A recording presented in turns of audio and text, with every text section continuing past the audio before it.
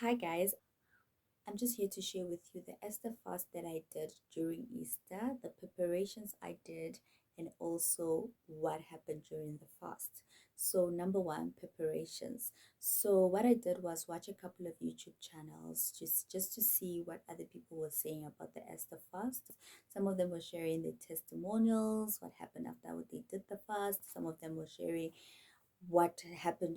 Some of them was just sharing what happened during the fast, but I quickly realized that's not what I was looking for.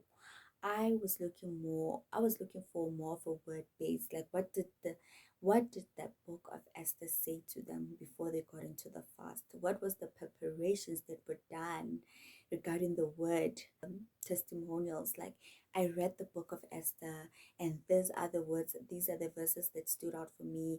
This is what God was saying to me. So that was what I was looking for. So there's a lady that I follow, Melody Alyssa. I will link her channel down below. She does faith-based content. So I went into her channel because I saw that she had a Esther chapter 6 video. So when I went into her channel, I realized that there's actually other chapters that she did, and she was doing it in a format of a Bible study using the SOAP method. This is an opportunity for me to actually understand the word. I've read the book of Esther before.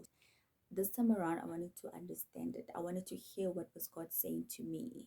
And what I picked up from reading the book of Esther from chapter 1 and chapter 6, the word that I received was surrender.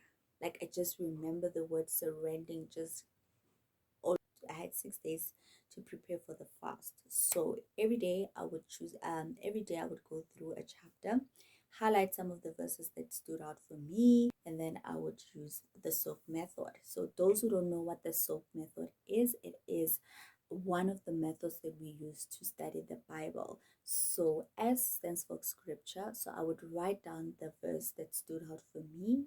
Observation, you would write down what was meaningful about the verse. What did you learn, and how was God speaking to you? And then application is, how are you applying the word into your life, and how is it going to change your life?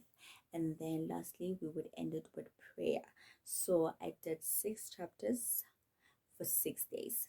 Number two, what happened during the fast. So I had decided that I want to do a 3-day fast with no food, no liquids for 3 days. So day one of the fast, I did not drink any liquids.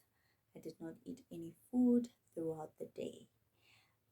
But but I did have a liquid at night when I was about to go to bed because I felt weak and I felt like I needed something to just give me energy. So I drank tea with no sugar. Day two for me was a bit hard because when I woke up, I felt like I was going to collapse. I felt like I was losing, my mind was not of my own. I had a headache, I was weak. And I quickly realized that in that moment, that though that was a moment of weakness, there was a point where I was like, God, is that you? Do you still want me to fast? Why am I feeling like this? But I remembered the word surrender would pop into my head, and I would just pray to God and like, God, give me the strength. I surrender to you. I want to get on the other side of the mountain. It was my prayer during the fast. So in that moment when I felt weak, I did have water. I drank some water, and I would just lie down for an hour, 30 minutes to an hour, just to recruit. And while I was doing that, I would pray. And after a while, I would feel good, I feel energized, and I would continue with my day.